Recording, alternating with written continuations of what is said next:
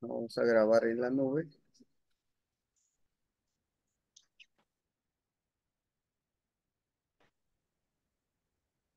Bien. Distinguidos magistrados, tengan ustedes muy buenas noches. Le damos la cordial bienvenida a este evento académico llamado Conferencia Virtual Liderazgo, Trabajo en Equipo y Habilidades Blandas. Para nosotros, como Academia de la Magistratura, es un gran honor contar con la participación del distinguido ponente internacional, el magíster José Paulo Valdivia Reynoso. Brevemente les voy a describir el CV de nuestro ponente. Eh, Él es magíster en Derecho Internacional por el Instituto de Estudios Tecnológicos de Monterrey. Es abogado por la Universidad Católica Santa María, docente de la Escuela de Posgrado en las Universidades Nacionales San Agustín y la Universidad Católica Santa María. Es docente en la Universidad Jesuita de Guadalajara y la Universidad Maritza de Guadalajara. Es investigador en materia jurídica con reconocida trayectoria nacional e internacional, autor de diversos libros como artículos científicos en el ámbito jurídico y en el tema de que hoy nos acontece para este evento académico. También es docente en la Academia de la Magistratura con diversos temas en el ámbito penal, así como las habilidades blandas que últimamente ha ido desempeñándolo el doctor y haciendo investigaciones sobre ello, ¿no? Pues queremos darle la cordial bienvenida a él, sin antes de iniciar, darle las pautas de este evento. El docente va a hacer exposición de su temática y al finalizar vamos a brindar unos minutos para la participación de los de los invitados, de ustedes.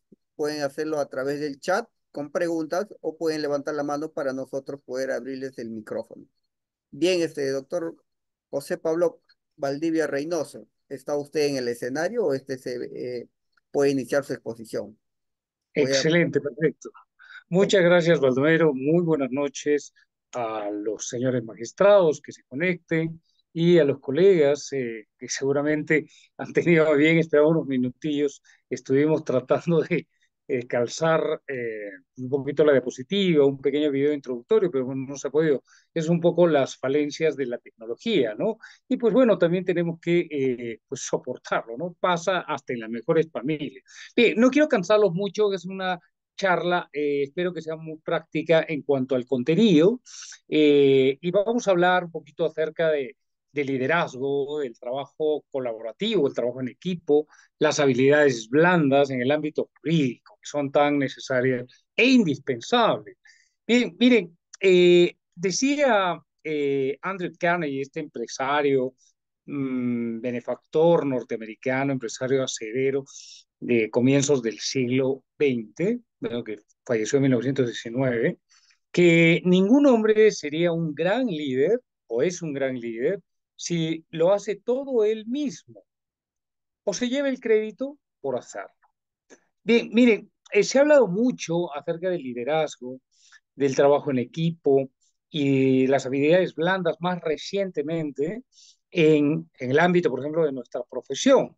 Nosotros los abogados casi siempre tenemos una formación, dependiendo de dónde hayamos estudiado, la que nos orilla siempre a destacar por encima de las otras profesiones en cuanto a cultura general, en cuanto al análisis crítico, el conocimiento de diferentes saberes, ¿no? Lo político, lo sociológico, lo económico y demás, ¿no? Inclusive el arte, la cultura. Bien, sin menospreciar las otras profesiones, por supuesto, pero es importante saber que existen por lo menos tres pilares fundamentales, que es de lo que quiero abordar con ustedes, acerca de la potenciación de nuestras habilidades, competencias y habilidades profesionales como abogados, ¿no? Estas son cruciales, primordiales, diría yo, para el ámbito del ejercicio del derecho. El liderazgo, por un lado, el aprender a trabajar en equipo y, por supuesto, el desarrollar estas famosas habilidades blandas o soft skills, como llaman en inglés. Estas competencias son, pues, indispensables, dada la complejidad que representa hoy día el derecho y los avances de la ciencia, inclusive del neuroderecho, de la inteligencia artificial jurídica y de todo lo que estamos viviendo hoy en día.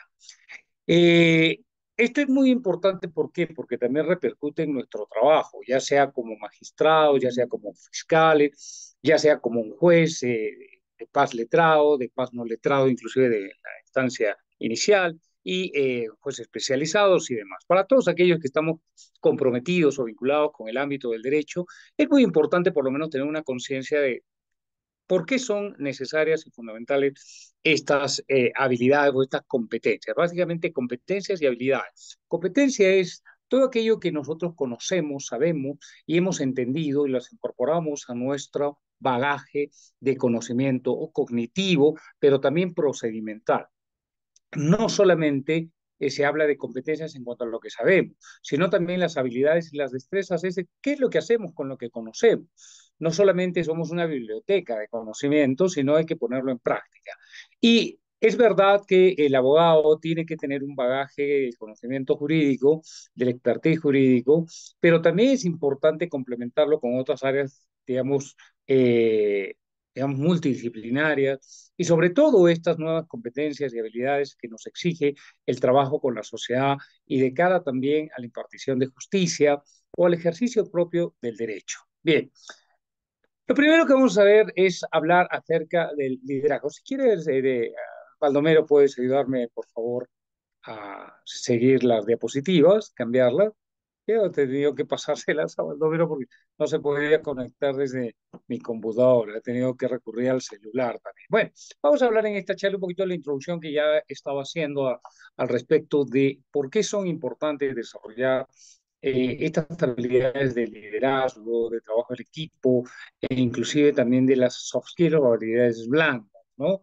Vamos a hablar un poco del liderazgo, qué es y qué no es el liderazgo. Se ha hablado muchísimo y se incide hoy día mucho en el liderazgo también del profesional del derecho, del trabajo en equipo, que es fundamental, sobre todo, ¿por qué? Porque en la profesión jurídica hay diferentes casos, si uno trabaja en el ejercicio profesional independiente o trabaja en la judicatura o inclusive también en el Ministerio Público, en cualquier dependencia donde el abogado tenga que desempeñarse, es necesario conformar un equipo. Y esto no siempre es tan fácil.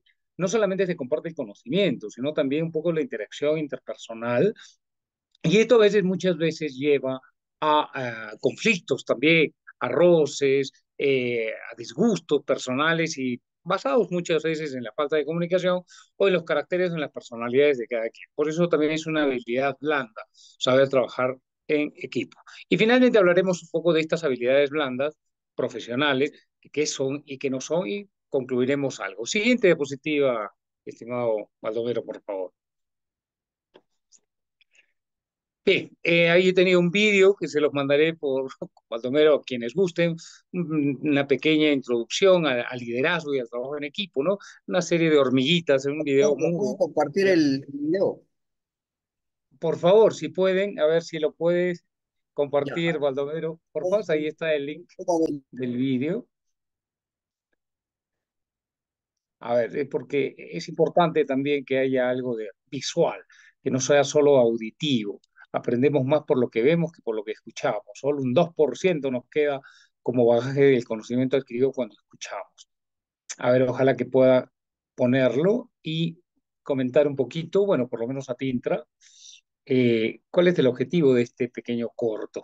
Cuando hablamos de liderazgo, no solamente hablamos de autoridad, ¿no? Casi siempre pensamos que el líder es aquel que o habla mucho o ejerce la autoridad porque sabe mandar, ¿no? No, eso es una parte, ¿no? Básicamente. Hay una capacidad de influir en los demás cuando se habla en el liderazgo, pero positivo o negativamente, ¿no? A ver, por ahí anda. Por favor, Baldomero. A ver, quiero que observen este pequeño video y que saquen su conclusión, y si alguien puede compartirla por el chat, sería estupendo. ¿Qué les parece?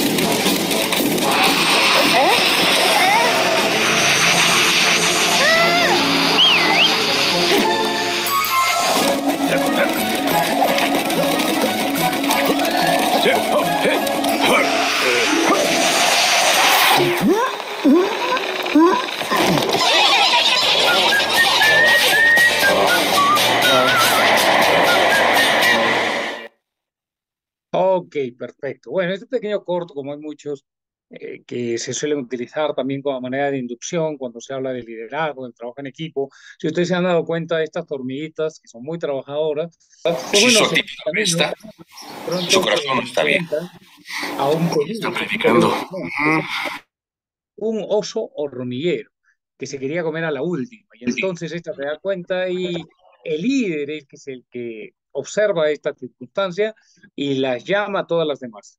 Y conforman un equipo, hacen una bola y observarán que el líder, el que da todas las instrucciones, no se queda mirando, ¿no? Sino se involucra. Y entonces forman una pelota que se queda atrapada en la trompa del oso hormiguero y finalmente este sucumbe, ¿no? Bueno, ¿qué es lo que nos quiere decir este pequeño corto al respecto? Si quieres, siguiente diapositiva, Baldomero. Ok. Eh, Trabajar la importancia del liderazgo en el ámbito jurídico. ¿Por qué? Porque esto indudablemente va a mejorar también, por supuesto, el trabajo o la resolución de los casos importantes y la agilización de los procesos legales. Cuando uno va al Poder Judicial, se lo vio también como ejercitante profesional, el ejercicio profesional, barra la redundancia del derecho, como abogado litigante, uno se encuentra, ¿no? Cuando va al Poder Judicial y ve a los especialistas, a los administradores, y a los jueces, ¿no? Trabajando cada uno en su lugar. Y lamentablemente no siempre hay un espíritu colaborativo, ¿no? Cada quien atiende, bueno, se tiene que trabajar en un ambiente y a la hora de atender al público o dar información acerca de los expedientes, del estado de los mismos, siempre se ha generado una percepción negativa por parte del público, ¿no? Pero solo uno conoce lo que ocurre dentro del ambiente, diríamos, del Poder Judicial o el Ministerio Público o en cualquier dependencia donde uno se encuentre trabajando o ejerciendo el derecho, ¿no? Ya sea la Contraloría, la Defensoría del Pueblo, cualquier entidad gubernamental, ¿no? Pero es muy importante esto porque mejora ese servicio que se brinda, por supuesto, al público. ¿Y por qué trabajar también estas habilidades, estas competencias? Porque nos permite también fortalecernos de manera individual como profesionales, ¿no? Generando resultados más completos y precisos, sobre todo en el desempeño. Esto es muy importante porque hoy por hoy se habla en las instituciones de la calidad del servicio, ¿no?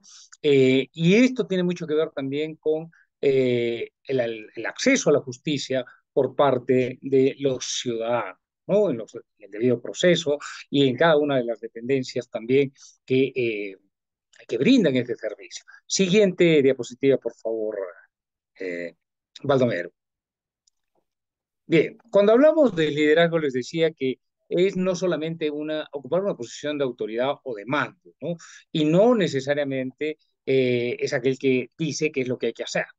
Hay que tener en claro que el líder, el verdadero líder, se va construyendo y va desarrollando o visualizando objetivos comunes que deben mantener algunos aspectos muy particulares como el estándar ético y profesional para el buen desempeño de ese liderazgo.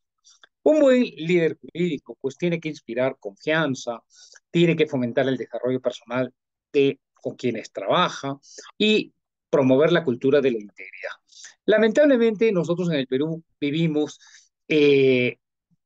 dos aspectos muy particulares, ¿no? La percepción que tenemos nosotros de la autoridad.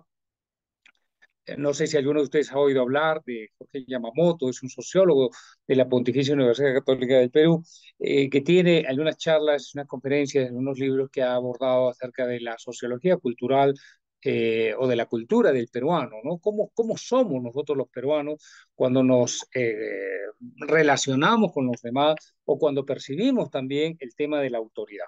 Lamentablemente, en el Perú hay una polaridad muy grande, ¿no? Con respecto de lo que representa la autoridad pública, ¿no? Desde la presidente hasta el último empleado público. Lamentablemente no es bien visto, ¿no? Vemos casos de corrupción, tenemos presidentes encarcelados, otros enjuiciados, y lamentablemente hay una crisis de liderazgo en el Perú. Por eso se requiere también de que en las aulas universitarias, inclusive en la familia, se conforme también esa mente, esa conciencia crítica, esta conciencia de liderazgo, pero un liderazgo fructífero, liderazgo basado también en fundamentos éticos y sobre todo de integridad, de coherencia.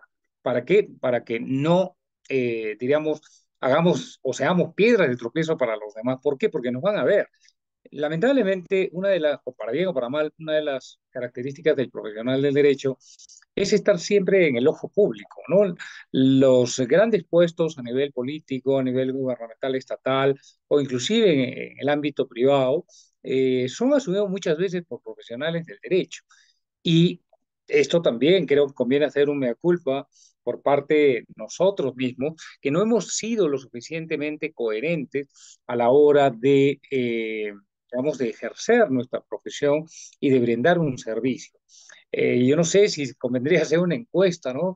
De todas las profesiones, cuáles son las que son las más necesarias y cuáles son las más polémicas, ¿no? Creo que los abogados somos de las pocas profesiones que no siempre tienen una percepción de la ciudadanía óptima, pero somos necesarios. Yo dijera, somos indispensables, ¿no? Tanto así como los médicos o como los contadores. Dicen que en la vida uno tiene que encontrarse con un médico, con un abogado, con un contador, casi siempre, ¿no? Pero bueno, entonces necesitamos fortalecer el liderazgo. Bueno, y yo he establecido 5 características de cada una de ellas, de estas tres competencias que vamos a desarrollar, de, estas, de liderazgo, del trabajo colaborativo y de, por supuesto, de las habilidades blandas.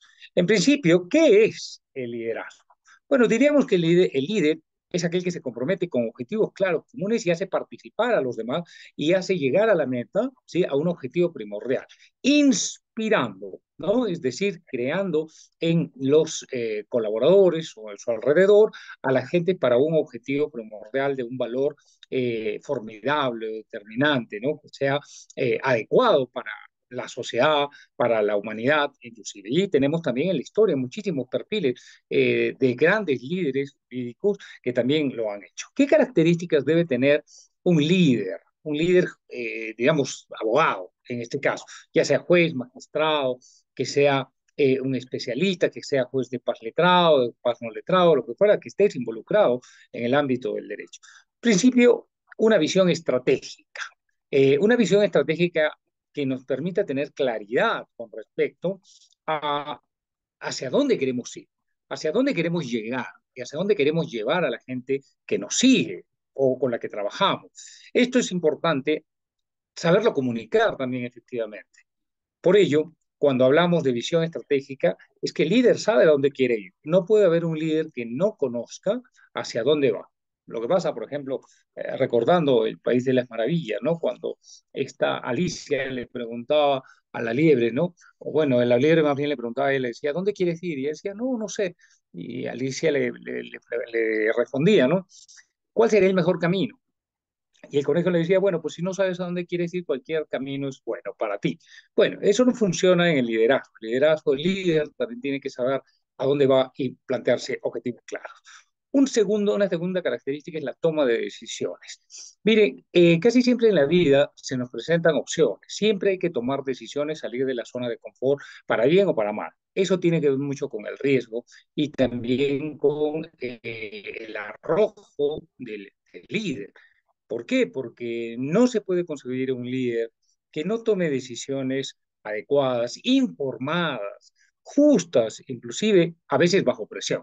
En el ámbito del ejercicio profesional del derecho, sobre todo en la judicatura o en el Ministerio Público, hay una fuerte presión, sobre todo la carga procesal que existe, un poco el ambiente, el caso, ¿no? Las partes que hablan con el magistrado, con el fiscal y demás. Esto influye mucho también en la toma de decisiones. A veces hay sesgos que es necesario eliminarlo. ¿Por qué? Porque la justicia tiene que ser bastante objetiva, ¿no? Tiene que ser imparcial, pero recordemos que el líder es un ser humano, es un hombre, es una mujer, ¿no? Que tiene sentimientos, que tiene emociones, que puede equivocarse también, pero es importante tomar decisiones. Y lamentablemente a veces en la vida no se nos enseña ello, ¿no? Las tenemos que aprender, diríamos, personalmente, unilateralmente, individualmente, y no las desarrollamos. Es importante saber tomar decisiones, pero hay que saber tomar las decisiones, ya lo decía, de forma informada, en el momento adecuado, ¿no? Con la urgencia que esto requiere y, por supuesto, de carácter justo, ¿no? Y son decisiones también éticas, morales, que implican también la evolución positiva de la sociedad. Otra característica es la adaptabilidad. Un buen líder debe saber adaptarse también a los cambios del entorno legal, a los cambios económicos, políticos, sociales y las nuevas situaciones que se le presentan. No para adaptarse siempre, porque el líder también tiene personalidad y tiene carácter y debe tener convicción de las ideas personales, pero debe ser también permeable, de tal manera que los cambios que están ocurriendo en el país, por ejemplo, los cambios económicos, políticos, lo que está ocurriendo a nivel internacional con Venezuela, lo que está ocurriendo también a nivel, digamos, más allá de las fronteras de América, ¿no? En Rusia y Ucrania, y todos los conflictos internacionales, los conflictos económicos, los políticos, los sociales, los culturales, son un poco como las alertas, ¿no? Que un líder debe tener en cuenta para saber encontrar la verdad y el camino correcto. Otra característica muy importante es la empatía.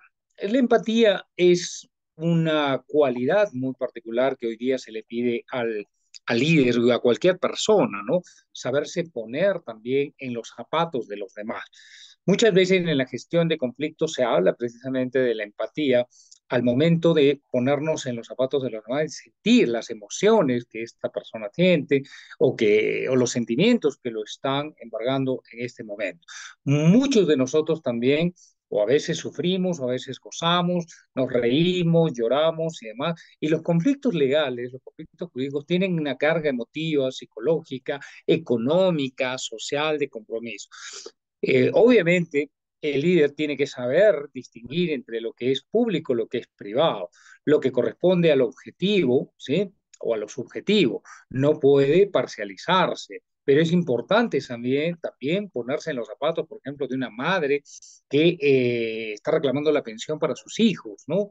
O de pronto las afectaciones que pueda haber procedentes de una nulidad de un acto jurídico que está afectando los derechos de un comprador, por ejemplo, o lo que fuera, ¿no? En todos los ámbitos de la práctica legal se presentan relaciones con las personas. ¿Por qué? Yo digo siempre que los problemas jurídicos no solamente son jurídicos, son personales, son individuales, y son grupales, son pluripersonales. Hay muchas personas involucradas en un caso en concreto. Y es por ello que también es necesario trabajar el tema de la empatía y sobre todo de la comunicación efectiva, que sería la última, la quinta característica, ¿no? Aprender a comunicar, un líder es necesarísimo, es indispensable. Hoy día nos encontramos a través de la comunicación por las redes sociales, que es el lenguaje más común, el que utilizamos, lo que utilizan muchos jóvenes, muchos adultos mayores, las redes sociales como Twitter, Facebook, Instagram y demás, han venido a trastocar, también a cambiar el tema de la comunicación y se está despersonalizando. Un líder, y sobre todo un abogado que esté trabajando en el Ministerio Público hoy día, que están de uso práctico y común en los juicios orales, donde tenemos que comunicarnos, tenemos que hablar también un lenguaje técnico, jurídico, pero también saber comunicar con efectividad, con pasión, digamos, con claridad lo que queremos. Entonces, estas características del líder son muy importantes, son indispensables saberlas cultivar. Esto no nos lo enseñan por lo general en las universidades. Yo como docente puedo decir que nuestros currículos, los sílabos de las carreras de derecho, carecen de esta formación que es tan indispensable como conocer el Código Civil, la Constitución, el Código Penal, etcétera, todas las normas de carácter objetivo en nuestro país. No solamente tenemos que conocer el derecho, sino saber cómo también lo ejercemos, lo ejercitamos y lo comunicamos, ¿no? En la vida práctica personal. Bien, entonces, si sabemos qué es y qué características tiene el liderazgo, también podemos decir qué es lo que no es liderazgo. Un liderazgo no es el autoritarismo, ¿no? A veces pensamos, como decía al comienzo, que ser líder es aquel que manda más, el mandón, ¿no? El líder mandón, el líder que impone su autoridad sobre los demás y humilla e impone, sin posibilidad de liderar, sin posibilidad de escuchar a los demás. El liderazgo tampoco es hacer microgestiones, es decir, trabajar por mi cuenta, no controlar, digamos, o controlar excesivamente, diríamos, lo que hacen los demás, estar como un fiscal, digamos, bueno, perdón por utilizar el término fiscal en este sentido, pero no se tiene que controlar a detalle el trabajo de los demás. No se trata de hacer una fiscalización, una labor de policía, sino dejar espacios también para la autonomía en el ejercicio del trabajo de las personas, impulsarlas, ¿no? Sin que éstas desvirtúen el objetivo primordial del cual hablábamos al inicio. Tampoco es falta de transparencia.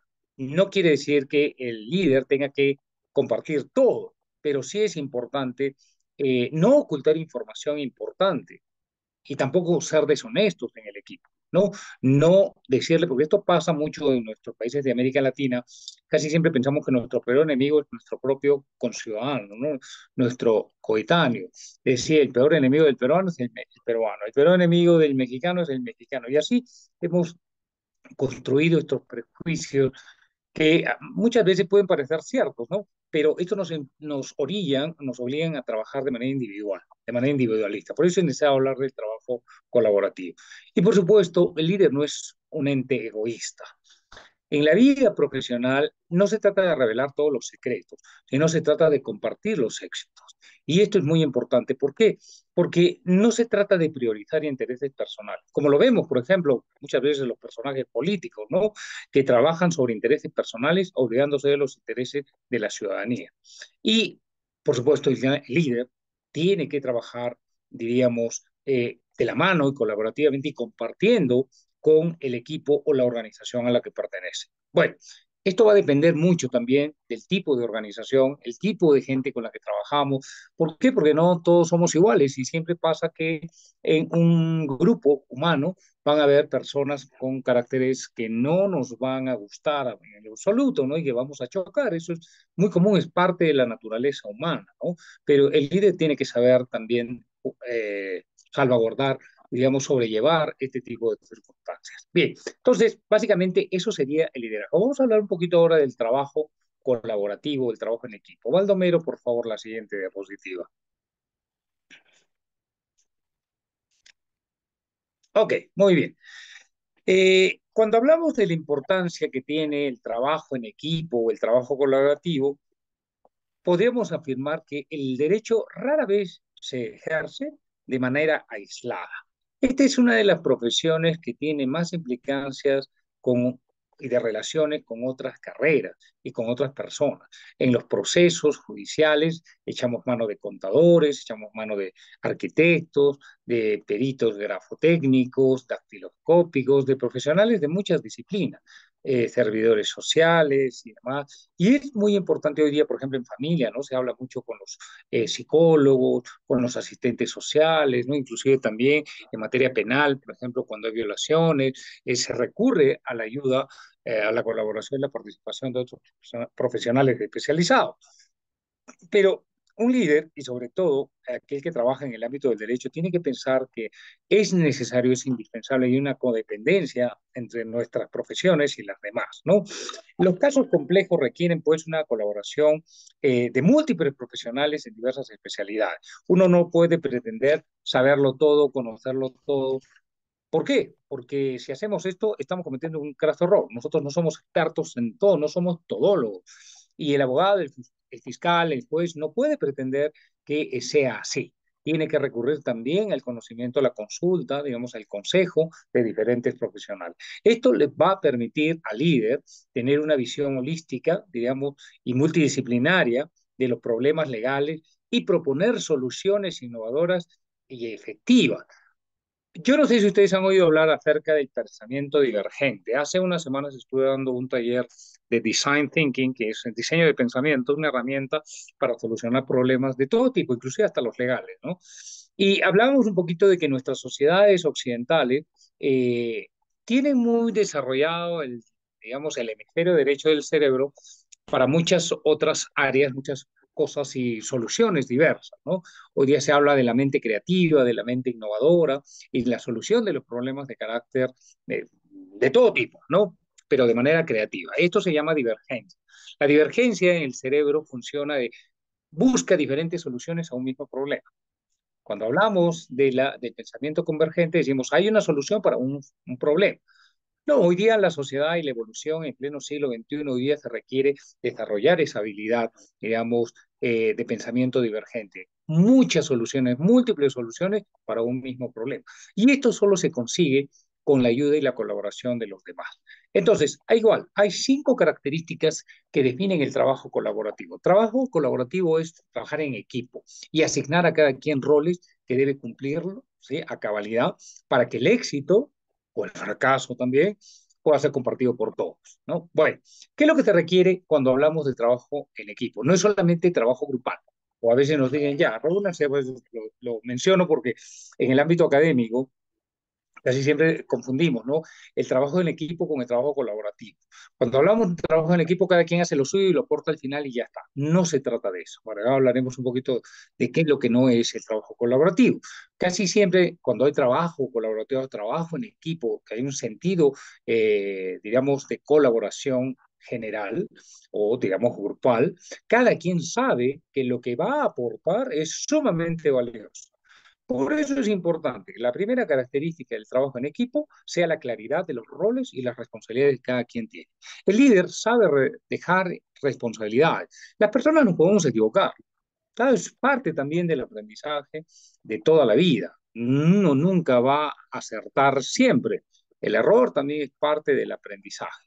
Pero mientras más claridad tengamos en los roles que se asignan a los colaboradores, en un despacho jurídico, en la colegiatura o de, por ejemplo, en una sala, ya sea civil, laboral, constitucional, lo que fuera, cuando se trabajan, los jueces, los magistrados, deben buscar también establecer roles y responsabilidades claras a cada miembro del equipo para que él conozca cuál es su papel y qué se espera de cada uno de ellos. Esto es muy importante saberlo definir. Por eso hay que echar mano también de recursos y de metodologías como el aprendizaje colaborativo, donde cada quien tiene un rol específico que no necesariamente tiene que intuirlo. ¿No? Es mejor que se asigne, ¿no? ¿Para qué? Para tener claridad sobre lo que mencionaba. Es importante también desarrollar la comunicación abierta y transparente. El líder que sabía comunicar sabe trabajar abierta y transparentemente con los demás. Mientras las cuentas estén claras, las indicaciones estén claras, va a ser fácil, mucho más fácil manejar la comunicación. Una comunicación permanente y constante y clara entre los miembros del equipo va a arrojar un trabajo efectivo. Mire, yo estoy siguiendo una segunda maestría en pedagogía y en didáctica jurídica, que me apasiona el tema de educación, es uno de mis pasiones. Si yo creo que no hubiese sido abogado, hubiese sido profesor, me gusta mucho la docencia.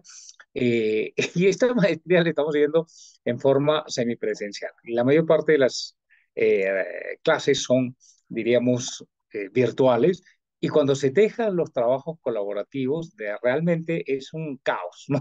Porque digo, bueno, tenemos formas distintas de trabajar cada uno de los profesionales. Me toca trabajar con médicos, con odontólogos, con enfermeros, además casi la mayoría son de ciencias de la salud, que están buscando también una maestría en pedagogía en didáctica universitaria. Y de verdad, cuando no tenemos muy claro la indicación que da el docente, los trabajos son completamente diferentes y ha pasado así, completamente distintos a los requerimientos. Entonces, ¿por qué? Porque no hay una comunicación abierta y transparente, ¿no? O sea, simplemente nos derivan con los requisitos de los trabajos y esperan que los alumnos hagan el resto. Y eso no es.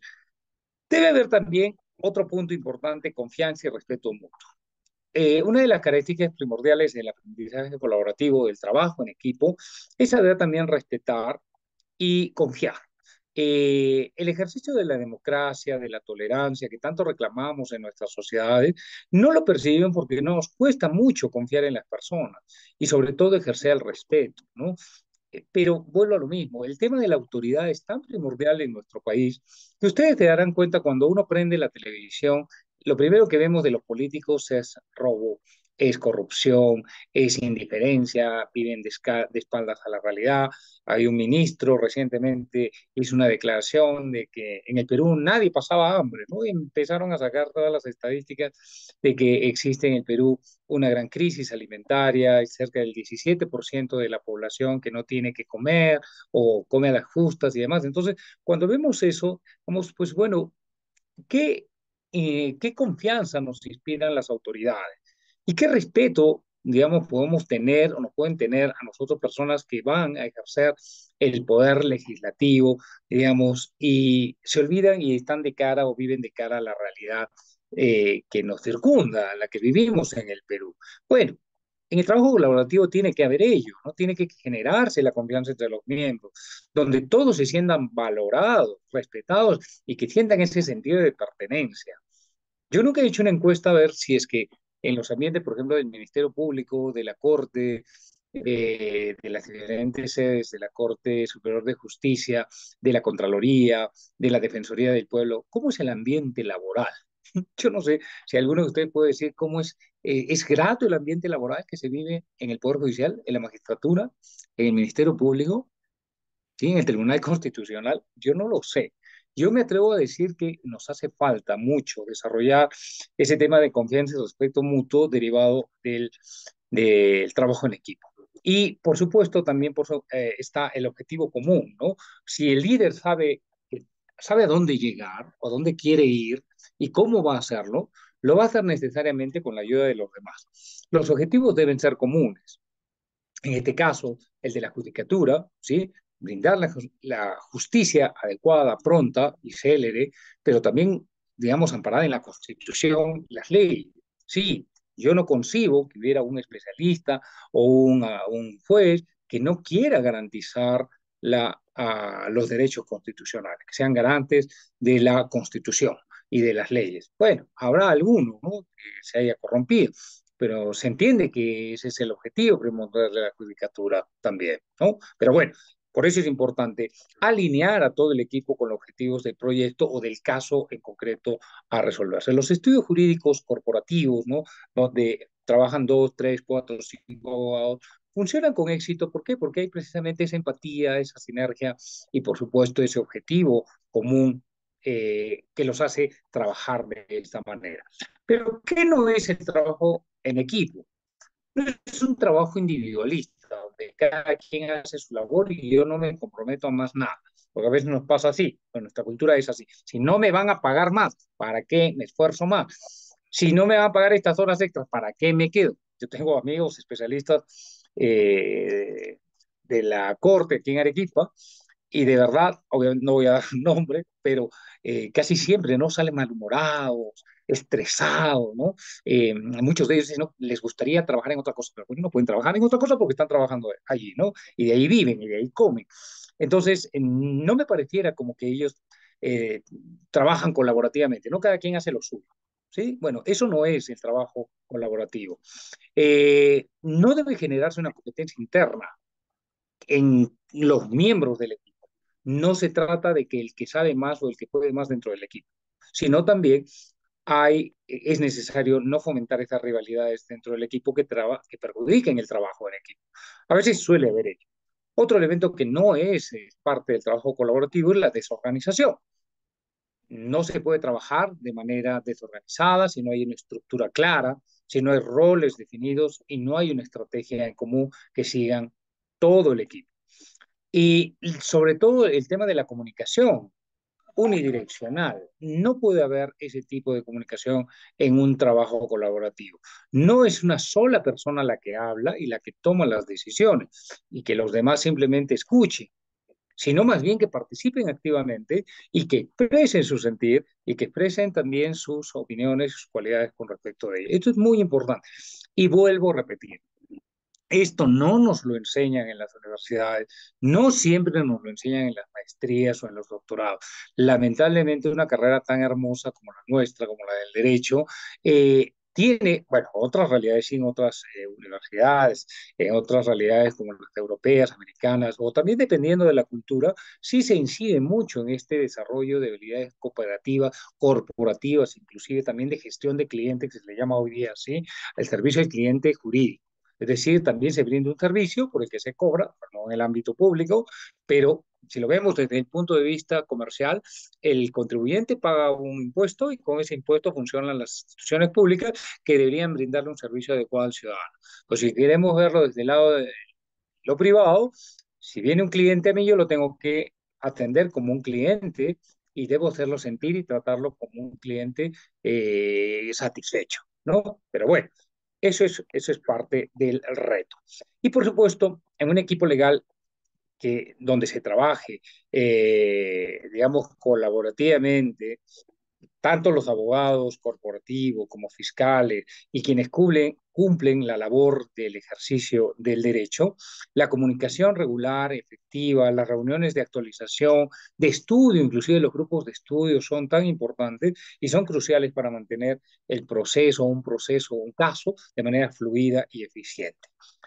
Siguiente diapositiva, Baldomero. Finalmente, cuando hablamos de las habilidades blandas profesionales o soft skills, como le llaman en inglés, es importante tener en cuenta lo siguiente. Estas habilidades blandas interpersonales son competencias que afectan la manera en cómo interactuamos entre los demás y cómo manejamos nuestro propio trabajo en el ámbito jurídico. Son tan importantes y tan esenciales estas gestiones para con los clientes, para con los usuarios, los justiciables, que se han incorporado muchísimo en el ámbito de la negociación y la resolución de conflictos. Hoy día el mercado laboral exige profesionales que no solamente sepan resolver, sino que tengan también estas habilidades que les permitan llegar con mayor efectividad a las personas, a los individuos, a los justiciables, queremos verlo así, a las partes en un proceso, y a veces son mucho más valoradas que los conocimientos técnicos. No digo que no sean importantes los conocimientos técnicos, ¿no? Pero se han hecho estudios de mercado donde se prefiere buscar a profesionales, por ejemplo, que sepan adaptarse, que trabajen bajo presión, que puedan comunicar efectivamente, que solucionen, que prevean las soluciones, no que arreglen los problemas, ¿no? Entonces, hay diferentes cualidades y habilidades que es importante desarrollarlas y que, insisto, una vez más, no siempre nos las capacitan, nos las forman en la universidad. A veces las tenemos que ir aprendiendo a lo largo de la vida, a veces tropezándonos, dándonos contra la pared, pero bueno, es la forma en la que tenemos que aprender. Y estas habilidades blandas también permiten que el trabajo sea más eficiente y más, digamos, agradable en términos, digamos, genéricos o generales de cómo es que nos desenvolvemos y nos relacionamos con respecto del ejercicio profesional de nuestra carrera. Bien, en principio, podríamos decir, o puedo decir, que debe haber, el tema de la comunicación, si se dan cuenta, abarca cada una de estas tres pilares, ¿no? En el liderazgo, en la comunicación, en el trabajo en equipo o colaborativo y por supuesto también en las habilidades blandas. Casi siempre se nos ha dicho que un buen comunicador es un buen oidor. Oír, escuchar y comunicar es un arte.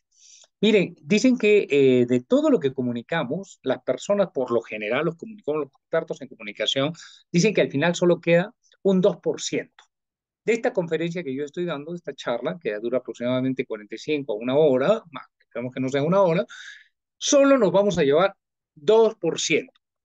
A nuestra memoria a largo plazo va a registrar la síntesis de esta charla, que puede ser habilidades liderazgo, trabajo en equipo colaborativo y las habilidades blandas. Son importantísimos, son las tres bases, por decirlo, las tres columnas de un edificio, ¿sí? Que es necesario cultivarla. Entonces, cuando hablamos de comunicación eficaz, hablamos también de la capacidad que tiene esa cualidad de expresar las ideas con claridad, con firmeza, pero también hay que saber escuchar, ¿sí? Entonces, aprendemos también por el oído, pero aprendemos más por la vista. Más o menos un 30%, un 25 a 30% de lo que aprendemos, lo aprendemos por lo que escuchamos. Y entonces un buen comunicador siempre va a poder transmitir esta información. Y cuando hablamos de comunicación eficaz, no podemos dejar de hablar de cerca de la comunicación verbal y la comunicación no verbal. Muchas veces en nuestras sociedades nosotros percibimos, el peruano y sobre todo el abogado que tiene que ser muy observador, se da cuenta cuando una persona miente. No, intuitivamente inclusive lo hacemos, ¿no? El lenguaje no verbal eh, funciona con cerca de un 57% de la comunicación. Es decir, cómo gesticulo yo con las manos, cómo me paro, cómo me siento, cómo hablo en la comunicación, en los procesos judiciales hoy día, en los juicios orales, la oralización, en los debates jurídicos. Es muy importante porque ahí aprendemos también a comunicarnos de manera técnica, pero también de manera eficaz y elocuente. El cuerpo humano también genera información aún estando callados. Por eso es tan importante hablar de la comunicación no verbal y de la comunicación verbal, obviamente. El abogado, por antonomasia, es un profesional que sabe comunicarse, ya sea por escrito o como verbalmente. Entonces, la mayoría de la actividad jurídica, o tenemos que escribir, redactar una sentencia, una casación, ¿sí? Redactar una resolución, un escrito, ¿no? O una resolución simple, o un auto, lo que fuera, son competencias y detrás de ello también es importante desarrollar lo no verbal. Lo que no decimos con las palabras, lo decimos con los gestos. Por eso es muy importante tener ese conocimiento, diríamos, ejercicio de la comunicación eficaz. Otra habilidad blanda es importante, que es muy importante desarrollar, es la capacidad de negociación. Yo recuerdo hace ya van a ser 22 años de conciliación extrajudicial, conciliación extrajudicial, se nos hablaba del éxito, ¿no? Que debía tener la previsión, el arreglo de los problemas legales de manera, digamos, colaborativa también, ¿no? De manera, digamos, en un ambiente autocompositivo, ¿no? Donde las partes proponían sus propias soluciones y además el conciliador fungía como de árbitro, ¿no? Un mediador. Bueno, de eso no lo hemos visto, digamos, o sea, ha tenido cierto éxito, pero si vemos que cada año el último reporte del Poder Judicial de la carga procesal es de 3,5 millones de causas, ¿no? Que están pendientes de resolver y versus 1,200,000 que han sido conciliadas, ¿no? Ya sea extrajudicialmente o judicialmente, pues no sé cuánto ha avanzado ese tema de la cultura de paz en nuestro país y de la capacidad de negociar. Estas competencias y habilidades de negociación no siempre nos las enseñan tampoco en las universidades, pero es importante también saber negociar para obtener un mejor resultado. La resolución de conflictos parte de esa habilidad de negociar para poder resolver, para poder mediar las disputas de manera pacífica y eficiente entre las partes. Un buen negociador, por lo general, es un buen escuchador, un buen oidor y un buen comunicador y un buen negociador. La gestión del tiempo también es muy importante, es otra característica. Es necesario saber organizar, ¿sí? Priorizar las tareas para cumplir los plazos y lo que tenemos que hacer en el tiempo adecuado. Por lo general, muchas veces caemos en la procrastinación, ¿no? Dejamos todas las cosas que se junten y al final resolverlas. Bueno, esto es una característica también, a veces puede ser cultural o no, pero también es una cuestión del hábito. ¿Cómo gestionamos nuestro tiempo a lo largo del día? ¿Cuántas horas le dedicamos al estudio? ¿Cuántas horas le dedicamos al trabajo? ¿Cuántas horas dedicamos al trabajo en equipo? A divertirnos, a compartir con la familia y demás. Una vida ordenada dependerá también de una adecuada gestión del tiempo. Otra característica es muy importante es el trabajo a presión, mantener la calma. El abogado es uno de los profesionales que tiene que estar acostumbrado al trabajo bajo presión, sin que esto tenga que, digamos, afectar la salud mental o la salud emocional del individuo. A veces la carga excesiva genera depresión, cansancio y otros derivados. Entonces es muy importante saber controlar, ¿no? No todos tenemos la misma capacidad de reaccionar frente a una acumulación de trabajo constante, ¿no? Una presión constante. En Japón hay personas que se suicidan por la excesiva carga de trabajo y de la presión laboral que existe. Hay sociedades donde efectivamente el exceso de control de trabajo, de la presión de trabajo, puede ocasionar daños irreversibles en la salud mental de los individuos. Y aquí no estamos hablando de ello, pero sí de un adecuado trabajo bajo presión, pero controlado, ¿no? Que no nos afecte en el ámbito de la salud física o mental o emocional. Y por supuesto también el ejercicio práctico de la ética profesional. Y por supuesto aprender y algo que quería, que me olvidé de mencionar cuando hablábamos de la resolución del conflicto. Vuelvo un poquito allí. ¿Cómo gestionamos el éxito? ¿Cómo gestionamos el fracaso? Miren, es curioso que nosotros los adultos aprendemos más de los fracasos que de los éxitos. Aprendemos más de cuando las cosas a veces nos han ido muy mal en la vida y de ahí sacamos las mejores lecciones. O no, a veces no las aprendemos, ¿no? Pero sucede que es así. En el ámbito de la educación de los niños no funciona así. A los niños es verdad que hay que facilitarles y hay que darles todo en un ambiente adecuado. Pero nosotros los adultos, la andragogía, que es la rama que estudia, de la pedagogía que estudia cómo aprendemos los adultos, aprendemos a veces de esas circunstancias en la vida, ¿no? Entonces, por eso la resolución de los conflictos parte también de saber resolver los propios, porque ¿cómo voy a resolver los de los demás si yo no resuelvo los propios conflictos que yo tengo? Bueno, y finalmente decía el ejercicio práctico de la ética profesional. Hay una crisis muy profunda en nuestro país en el tema de valores, en el tema de ética.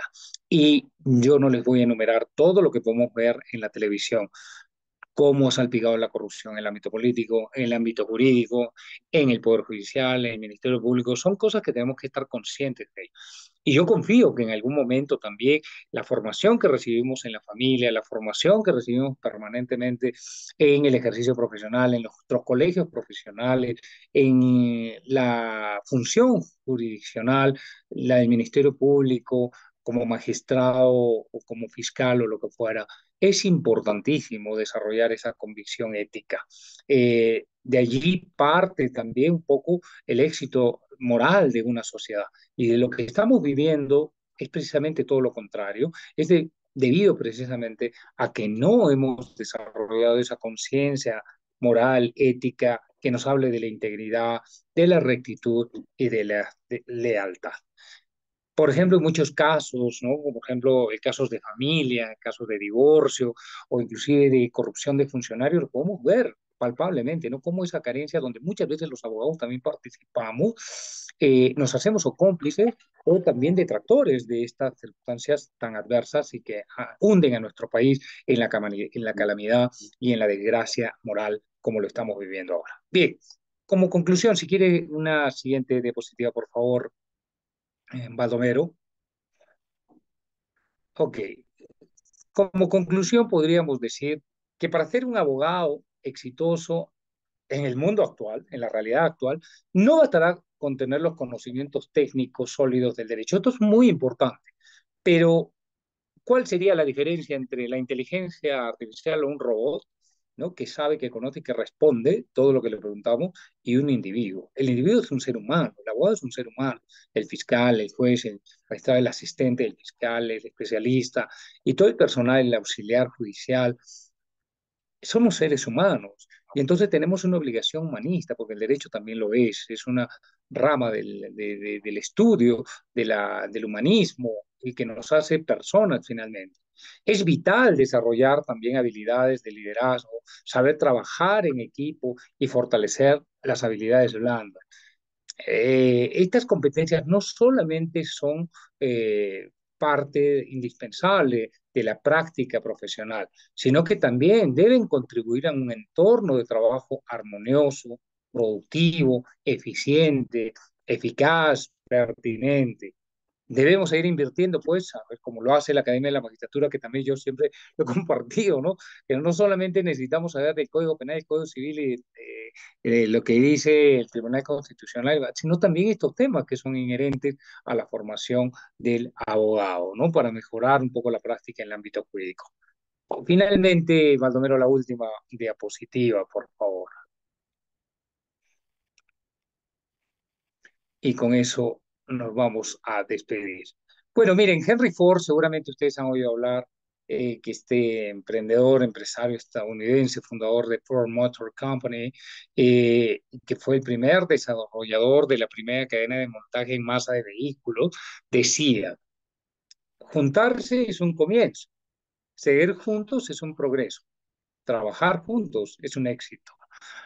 Yo estoy convencido de que llegará el momento en que las futuras generaciones de los futuros colegas, los futuros abogados, pues tengan que desarrollen esas habilidades y que las universidades y las instituciones como la Academia de la Magistratura estén comprometidos en esta formación no solamente técnica, sino también humanística, ¿no? De la formación en valores, en la formación también en las habilidades, las competencias, tanto de liderazgo como habilidades comunes o comunitarias o colaborativas. Muchas gracias por haberme escuchado y pues quedo a disposición de ustedes si hubiera alguna pregunta a desarrollar. Gracias.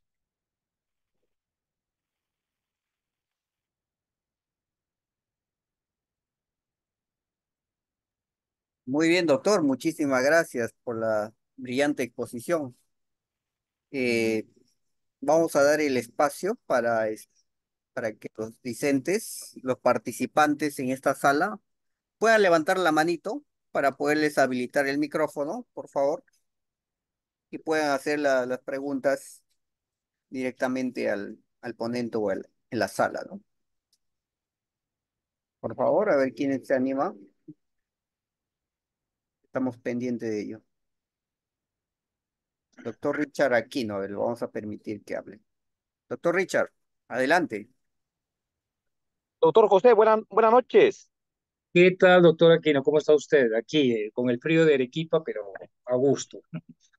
Bien, doctor, mira, coincidiendo con su apreciación en la parte final de su extraordinaria disertación, en efecto, estamos convencidos de que la reforma del sistema de administración y de justicia, valgan verdades, no solo requiere de construcción de más inmuebles o de reformas de códigos, como usted mismo ha señalado. Y es que hemos dejado de lado precisamente esta formación de la calidad humana del recurso que involucra a los operadores jurídicos, jueces y fiscales, ¿no? En temas tan importantes como la que usted ha hecho alusión, ¿no? Integridad, ética, liderazgo, ¿no? De manera que en una reciente información de Contraloría General de la República, doctor José, precisamente se ha advertido de que el Ministerio Público, respecto a la formación ética e integridad, del 100% de su recurso humano, apenas hasta el año pasado, había logrado un 33%, ¿no? De manera que faltaba un aproximado de 77%, ¿no? De ahí que la escuela del Ministerio Público, de manera muy enfática, había empezado a realizar conferencias, eventos académicos de este contenido, ¿no? Doctor, dicho eso, nos gustaría precisamente escucharle, proveniendo de su vasta experiencia, la administración de justicia. Usted ha dicho que hay que dar una mirada humanista, o con una mirada, con una estrategia distinta, con ese criterio colaborativo de trabajo en equipo. ¿Cuál sería su opinión respecto de esto que en el Ministerio Público hacía falta de la formación ética e integridad, doctor José? Gracias por su respuesta, doctor. Sí, doctor Aquino, mire, yo creo que es fundamental, ¿no? Es obvia la respuesta, ¿no? Lamentablemente, no siempre ha habido un enfoque, diríamos, de cara a lo axiológico, lo deontológico, lo moral. Casi, ustedes recordarán, ¿no? Desde la universidad, ¿no? Tomamos nuestro curso de deontología jurídica, que duraba 3 meses, 4 meses, y nunca más volvíamos a ver nada de ello, ¿no? Esto tiene mucho que ver también con el entorno social y las políticas Estado, ¿no? Lamentablemente el Estado, el gobierno, el Estado peruano, no siempre está rodeado de gente íntegra, de gente honesta, de gente transparente y ética. Decía, no tenemos presidentes en la cárcel, ¿no? O sea, nuestros últimos 7 presidentes han sido cuestionados terriblemente y la mayoría de los casos por corrupción. Entonces, ¿cómo pretendemos que el Estado, que digamos que no es un ejemplo de ética, de moral, pretenda dirigir la formación, digamos, la lógica, digamos, formativa de estas instituciones como el Ministerio Público? Pero tiene que hacerse. Yo considero que la labor del ejercicio de la ética no tiene que venir impuesta, pero sí es importante que haya, que se incida. Pero vas a surgir desde el fiscal provincial, corporativo, hasta el fiscal, hasta la Fiscalía de la Nación. Sí es importante que ese ejercicio sea también individual y comunitario, colectivo. Es importante, pero también que haya un control adecuado, ¿no? En algunos países, como Estados Unidos, también se hacen pruebas de carácter ético para saber cómo actúan los profesionales, los fiscales, los jueces y demás. Los dilemas éticos que hoy día le comentaba a Baldomero que tengo un manual de dilemas éticos jurídicos que es importante aplicarlo no solamente en el ejercicio ya de la profesión, sino también de la formación docente. Y esto mucho tiene que ver también, les comento, quizás tiene que hacerse un estudio acerca de la salud mental. ¿Cómo está la salud mental de nuestros magistrados, de nuestros jueces? Y si yo les comentara algunos estudios que se han hecho, son un poco alarmantes, ¿no? Porque, a ver, ¿qué tipo de fiscales o de jueces nos están están administrando justicia o están conduciendo los casos, ¿no? Bueno, es otro rollo, es otro tema, pero es muy importante que sí, que haya esto, que efectivamente yo lo saludo porque debe haber esta implementación de este programa de formación en competencias y habilidades éticas jurídicas, Bangalore, los principios de Bangalore que se han dado también a los jueces y a los magistrados por la medio de la Academia de la Magistratura. Es un momento para reflexionar, pero tiene que partir de la realidad, de nuestra realidad y de cómo también nos autoconocemos, nos autopercibimos y cómo vemos la realidad. Es un poco lo que tendría que aportar. Gracias, doctor Aquino, por la pregunta. Bien, doctor José, muchísimas gracias por la respuesta. ¿Algún otro participante, por favor, que quisiera hacer alguna interrogante? La doctora Ana Sánchez. Le vamos a permitir hablar, por favor. Adelante, doctora Ana. Muy amable. Buenas noches, doctor. En principio, saludándole por su brillante exposición, su disertación muy rica en conocimiento y sobre todo de experiencia. Una consulta, doctor, ¿es posible para manejar en estas situaciones de estrés, cuando por ejemplo tenemos el último día del mes que entregar producción, tenemos una fuerte carga con las audiencias? ¿Qué consejo nos daría para manejar, por ejemplo, un tema en el cual algún servidor no ha cumplido una tarea, alguna persona no ha cumplido alguna misión que se le haya encargado, o de repente también vemos alguna actitud de repente de rebeldía, por ejemplo, ¿no? Es justo en esos momentos. ¿Qué consejo nos daría para nosotros manejar bien esa situación? Gracias, Sí, doctor. doctora, gracias. Sí, claro que sí, doctora Ana Rosela. Mire, hay que cada quien, cada caso debe verse en forma particular, ¿no? Es importante también la sanción, claro que sí, no se puede dejar pasar o pasar por alto, por agua tibia, un comportamiento antijurídico o una desobediencia manifiesta a la autoridad. Para eso existen reglamentos, reglamentos administrativos que hay que cumplir en las instituciones.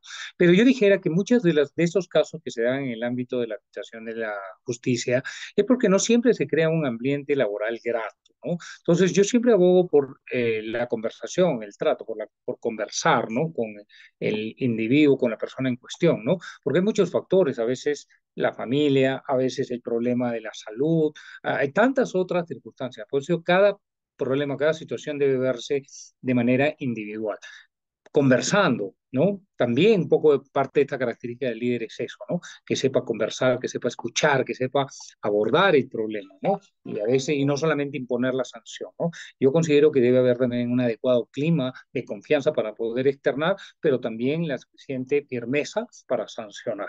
Pero es importante conversar. Yo le diría, converse con la persona, trate de abordar. Si no se soluciona, pues proceda a aplicar un reglamento. Muchas Listo, gracias. Baldomero. Ahora creo que yo voy a tener que descortarme, ya solo quedan como 10% de mi batería del celular. No voy a hacer que me quede a la mitad del camino. Bueno, No sé si sí, hay alguna otra, vamos a, otra preguntita. bueno, antes que se vaya el celular, bueno, vamos entonces a finalizar el evento académico, sin antes agradecer pues a usted por esa notable exposición y siempre contribuir con la Academia de la Magistratura, ¿no? Siempre sus contribuciones lo hace ad honorem y más que todo eso va al público, a los magistrados que siempre están interesados sobre las temáticas que se imparten en la Academia de la Magistratura. Valga la redundancia. Doctor, sus palabras para despedirnos de su público. Bien, sí, bueno, pues agradecerle su paciencia y que hayan tenido la deferencia de asistir a esta pequeña charla, que es más una motivación. Yo siempre digo que las charlas tienen una buena noticia y una mala noticia. La buena noticia es que si las ponemos en práctica, sirven. La mala noticia es que si solamente contribuyen a engrosar nuestro currículum, pues no sirven, porque la idea es que nos motiven a la acción. Entonces, yo espero que tengamos avisor de un futuro cercano, podamos erradicar la corrupción de nuestro país, la burocracia, ¿no? Y que básicamente el abogado vuelva a ser un humanista, defensor de la ley, de la justicia, del derecho. Muchas gracias, Baldomero. Saludos a todos los que se han conectado y pues bueno, esperamos vernos en una próxima oportunidad. Muchísimas gracias a usted y muchísimas gracias a todos los participantes. Damos por concluido este evento académico y nos vemos en la próxima oportunidad. Sin antes hacerles la Gracias, invitación, pueden escribir a las actividades académicas que están en convocatoria. Gracias a todos y muy buenas noches. gracias. Muy Buen buenas fin de noches. semana. Igual. Muchas gracias, buenas noches.